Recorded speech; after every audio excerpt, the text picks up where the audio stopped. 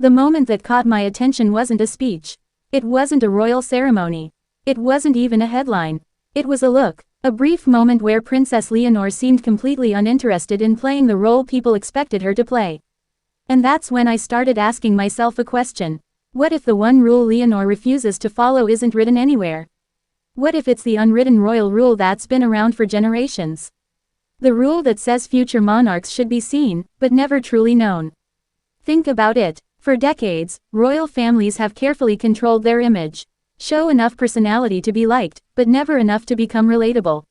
Yet Leonor seems different. Not rebellious, not reckless, just human. And honestly, I think that's what makes her so fascinating.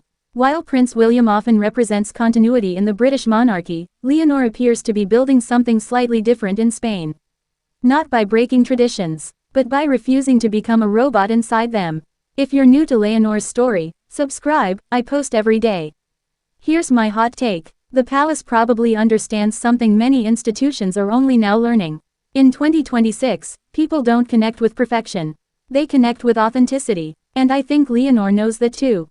Every time she appears focused during military training, every time she seems more comfortable showing emotion, every time she acts like a real young woman rather than a carefully programmed royal figure, she's quietly challenging that old rule.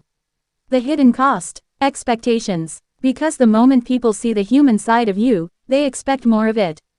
They want access. They want explanations. They want to know everything. And that's a difficult balance for a future queen. Sometimes I wonder if that's the real challenge Leonor faces. Not carrying the crown, not representing Spain, but staying herself while the entire world forms opinions about who she should be. And that's where this story gets interesting.